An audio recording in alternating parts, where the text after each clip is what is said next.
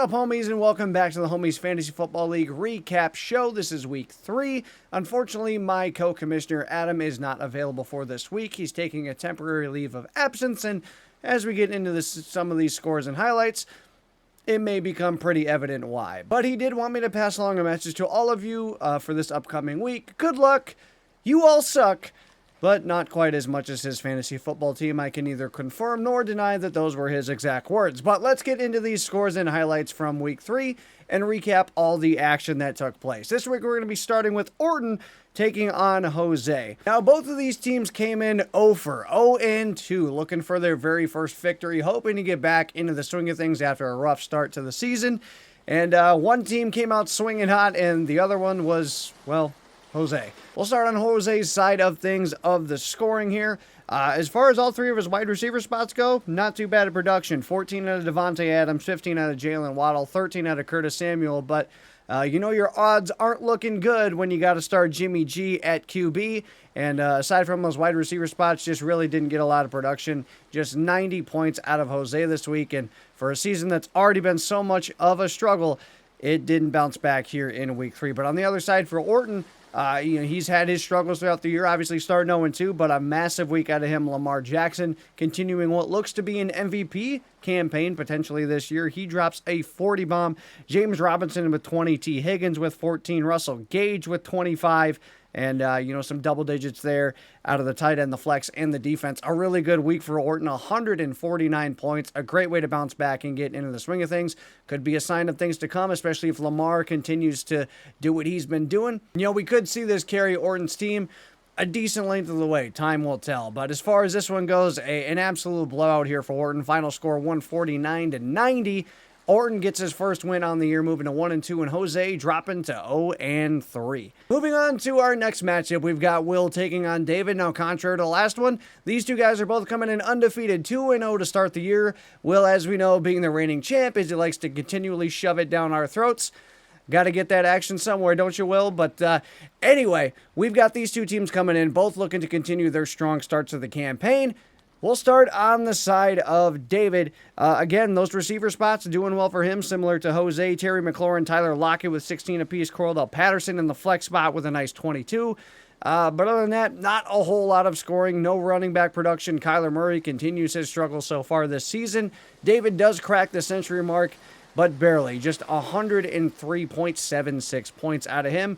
And on the other side for Will, a much stronger showing. Trevor Lawrence looks like he's found his footing here in the NFL. 25 points out of him. Saquon Barkley continues his resurgence this year. He gets 22.5. Michael Pittman with 15. Deontay Johnson with 16. A pretty nice week out of Will. Nothing, overly extraordinary, but they came out, they got their projections. They just came out and got the job done. 130 points out of Will. Gonna win you most weeks, and that did it for him here. With this, we got Will moving now, continuing his undefeated campaign up to 3-0. David falls to 2-1. For our next matchup, we've got another undefeated team featured here.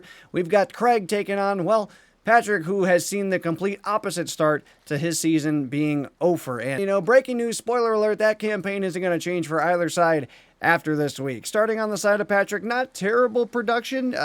Jared Goff at the quarterback spot. Listen, I'm a Lions guy, but in the fantasy spot, I don't know if that's who you want running that campaign, but Cooper Kupp, solid game, 16.5. Deebo Samuel with 13. Amari Cooper with 23. Packers D even getting a nice 12 spot in there. It's always good to see some good defensive production, but not a strong enough showing, at least to take down the likes of Craig's team, who's been very good to start this season. 116 points out of Patrick. Moving over to Craig's side, Justin Herbert with a struggle of a week. Man, I can only imagine what it's going to look like if he gets those things going, because some of these other scores for Craig looking pretty strong. Good production out of the running back spots, 13 and 17 out of Eckler and Chubb. Marquise Brown with 28, Allen Lazard with 14.5, Mark Andrews with 29, Clyde Edwards-Helaire with 15. Another strong showing out of Craig, nearly 143 points, gives him a pretty sizable win over Patrick. Craig continues his undefeated campaign, moving to 3-0, and Patrick falls down to 0-3. For our next matchup, we got the Battle of the Border. We got Carlos taking on Carlos. This one from the start was sure to be an interesting matchup, and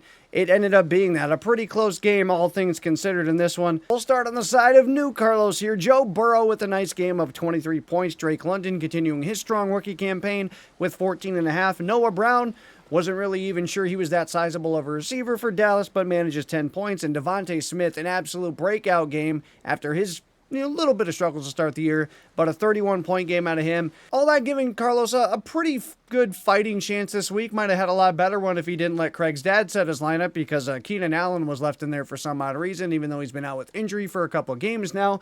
Not really sure on that one. That one really cost you there, buddy. Moving over to the other side for, our winning Carlos. Jalen Hurts continuing his strong campaign. 28 points out of him. A.J. Brown with that dynamic duo there with Jalen Hurts. 20 points out of him. Christian Kirk with 19. Dallas Goedert, 11.5. Overall, a pretty good week for our victorious Carlos. A 9-point victory. And when you look back on that other side with Keenan Allen sitting there, in the starting lineup being hurt, you got guys on the bench like Chase Edmonds and Greg Dortch, who had 17 and 15 points respectively. Easily would have swung this the other way. This one sucks for Carlos. He's definitely going to be demoralized following this really tough loss for him. With that, our final score in this one, 122.8 to 113. Carlos moves to 2-1, and Carlos moves to 1-2. Next up, we're back to the blowouts as we've got Dakota taking on Matt, and man, just to get this out of the way for Dakota, it looks like it could be struggle city for him coming up here pretty soon. Dak Prescott already missing time. Looks like Dalvin Cook could be suffering from an injury. David Montgomery looks like he's taking a back seat. Things are getting pretty scary in terms of looking at Dakota's roster here. But at the end of the day, it's just a few games in, and this one is just 1 week. Who knows what could happen? I could be eating my words here in a few weeks, so won't say too much. But at least getting into things for this week, you're just not a great showing out of Dakota's team here. Dalvin Cook just managing 13.5 points before leaving with injury. Hopefully he's not out for too long. Garrett Wilson with 12 points. DK Metcalf with 17.5. Was pretty much the bulk of the scoring for Dakota as he manages just under 90 points. And on the other side for Matt, a much stronger week. Josh Allen continuing his great year with 26.5. Damian Pierce with 18 points. Jamar Chase, 12.5. Stephon Diggs, 14.5. Juju Smith-Schuster with 14. Kyle Pitts with 14. Ramondre Stevenson with 20. A great week out of Matt. He continues a pretty solid start to the year overall with 143 points this week, blowing Dakota out of the water. Following this week, Dakota falls to 1-2. Matt moves up to 2-1. And now for the matchup you were all waiting for, Adam versus myself. A little commish on commish action. Hopefully Jack doesn't watch these. But anyway, going into this, Adam coming in 0-2. I'm still undefeated coming into this week at 2-0. There was a little wager thrown on this one, a little friendly commish $10 wager. I went in pretty confident, with Adam's recent track record in fantasy, of course, his injury struggles, and the all-amounting bad luck that just never seems to escape him. And, well, this week was another case of that, because following the 1 o'clock games, I assumed this matchup was pretty much chalked. I think at that point I was presumed to lose by about 30 points, and I had pretty much given up hope. And even going into Monday night, which is where it took this matchup, which is, again, always fun. We love when it comes right down to the wire, and unless you're Adam this week. But even going into Monday night, I needed about 21.5 points out of CeeDee Lamb to be able to take home the victory. And, man, he came through with Cooper Rush, the backup quarterback for Dallas.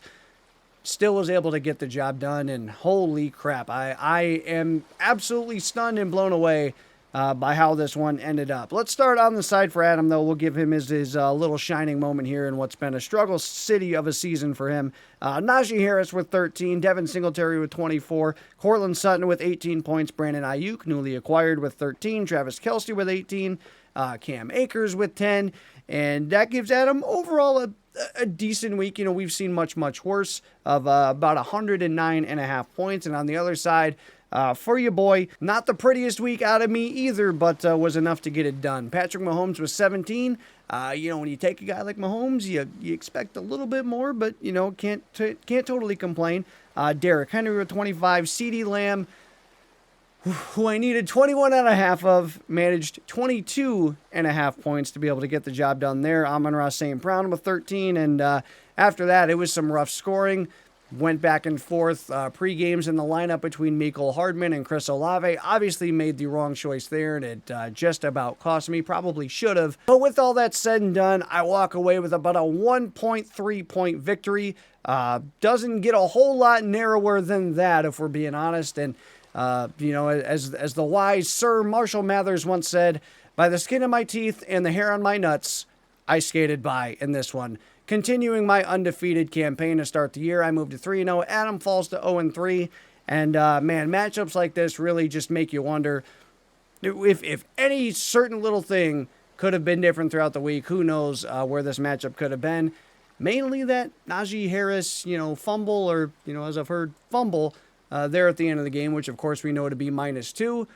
That could have changed a lot of things. I mean, this could have went a lot of different directions, but GG's to you, Commish. I know with all the bad luck and everything in fantasy, this one really stings, but for sure, you'll definitely bounce back at some point. But anyway, that's going to do it for our homies fantasy football recap show here in week 3. Hopefully the commish will be back in week 4. But for now, we'll be signing off. Make sure to get those lineups set here for Thursday night football. Get those last minute acquisitions in. We're moving forward. We're starting to get into the bulk of the season. Of course, bye weeks are going to start hitting too, so make sure to look out for that. And with that, that's going to do it here for week 3 of the homies fantasy football league.